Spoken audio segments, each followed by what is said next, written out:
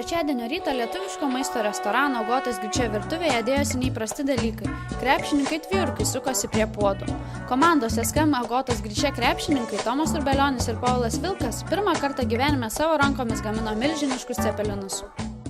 Darėm tešlos, reiškia sutakavom bulvės, įmam dabar 350 gramų tešlos ir 100 gramų mėsos. Ir va taip formuojam cepeliną.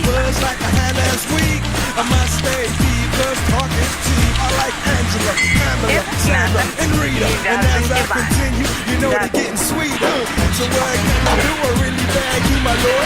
Tokį padarykit. Nu, pirmas blynas toks, tiksliau cepelinas toks nelabai. Gal lengviau laikyti ar kamuolį ar cepeliną?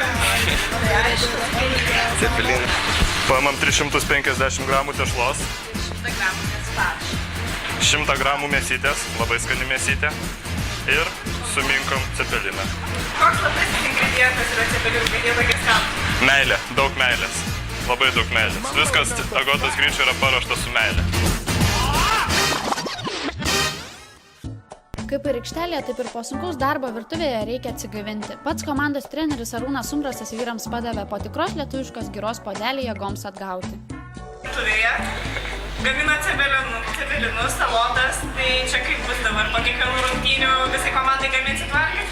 Jo, kas greitai įsibaudoja, kas gauna 5 pražangas, tai važiuoja į Agotą, daro cepelinus komandai ir viskas labai paprasta. Iškart greitai persirengia, atvažiuoja čia, padaro cepelinus, mes ateinam, o mums jau greitai pateikia ant stalo. Vyrai, ko tikitės iš šio sezono? Kuo daugiau pergalių, aišku, sunku, komandos dabar naujas, nepažįstamas, pernai silpnesniam lygiai žaidėm, nežinau, kaip čia seksis sugrįžti į stipriausią lygį. Tikimės parodyti, kad Sostinės krepšinio mokykla yra geriausia Lietuvoje ir turi geriausius trenerius, kurie ne tik treniruoja, bet ir krepšinį gerai žaidžia. Nuostabus cepelinai. Skanumėlis. Mūsų vienas treneris pasakyti nieko blogo. Atrodo komanda.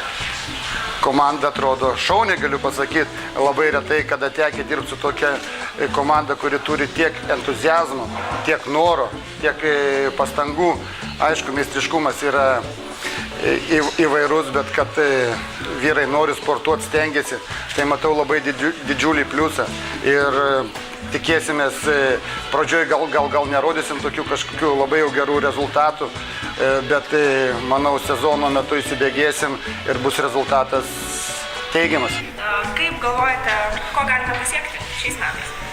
Tikiuosi, kad daug turim ir noro, ir jėgų, aš kaip supratau, kad to elito komandai tikrai nebūtume iš tų paskutinių, o veržtumės tik tai į pirmąsias vietas, tai tikiuosi, kad mes pirmajam trejetuke būsime.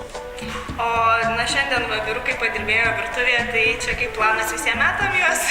Jo, remti, maitinti, jo, lietuviškas maistas padeda įgauti jėgų stiprių, cepelinai tuo labiau, tai lietuviškos energijos šaltinis.